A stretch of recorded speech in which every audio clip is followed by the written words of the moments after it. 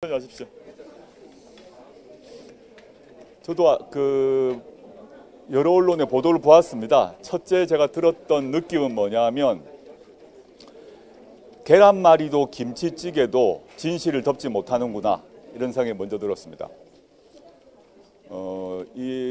이번 단독 보도를 통해서 윤석열 대통령이 직접 이번 사건 최상병의 수사를 왜곡시키는 것에 개입했다는 직접 증거가 나타난 것입니다. 물론 나중에 조사를 해봐야겠습니다만 두 사람 사이에 어떤 대화가 있었는지는 모릅니다. 그러나 3번의 직접 통화가 있었고 그 통화를 한 시기는 최상병 관련 수사 기록이 경북경찰청으로 이첩되고 난 뒤에 있었던 것이죠. 3번이나 급박하게 이루어졌고, 그리고 두 번째 통화 이후에 박정훈 대령이 보직해임이 됩니다. 그래서 모든 정황상 윤석열 대통령이 그 이첩 박정훈 대령에 대한 보직해임 등에 직접 관련되었을 가능성이 매우 높다는 것을 보여주는 직접 증거이고, 이거는 윤석열 대통령이 헌법상으로는 기소되지 않은 권한이 있죠. 그러나 기소는 되지 않는다고 하더라도 수사 대상인이 분명해졌다라고 봅니다. 공수처가 계속 수사를 해야 될 것이고, 최혜병 특검법이 통과되면 특검에서도 수사를 받아야 할 것입니다. 윤석열 대통령이 예전부터 사용하던 개인 휴대전화 번호가 이종섭 전 장관의 통화 기록에 처음 등장한 건 작년 8월 2일 낮 12시 7분 44초입니다. 이 전 장관이 전화를 받았습니다. 통화가 4분 5초간 이어졌습니다.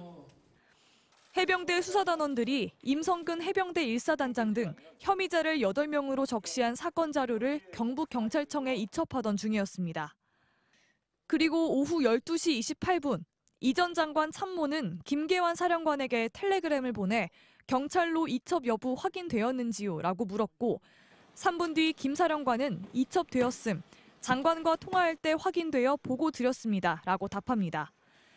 김계환 사령관이 앞선 이종섭 전 장관과 통화해서 경찰 이첩 사실을 보고했다는 겁니다. 그리고 12시 45분쯤 김 사령관이 박정훈 전 해병대 수사단장을 자신의 집무실로 불러 지금부터 보직해임이다, 많이 힘들 거다라고 말했다는 게 박대령 측 주장입니다. 이후 윤 대통령이 예전부터 쓰던 휴대전화에서 2차례 더 이 전 장관에게 전화가 갔습니다. 12시 43분 16초부터 시작돼 12시 56분 59초까지 13분 43초간 이어졌고, 12시 57분 36초부터 58분 28초까지 52초간 통화 후 끊어졌습니다. 그날 저녁 국방부에서 다시 수사 기록을 경찰에서 가져왔습니다. 이시원 당시 대통령실 공직기관 비서관과 국방부 유재은 법무관리관의 통화가 이뤄진 날도 이날입니다. 이종섭 전 장관 측은 자료의 출처가 어디인지, 그 공개가 적법한지 의문이라면서 대통령과 통화 여부를 언급하는 건 적절치 않다고 답했습니다. 이 번호가 윤석열 대통령이 쓰는 개인 번호가 맞는지, 윤 대통령이 이날 이종섭 장관과 3차례 통화한 적이 있는지 대통령실에 물었지만 답하지 않았습니다. MBC 뉴스 구민지입니다.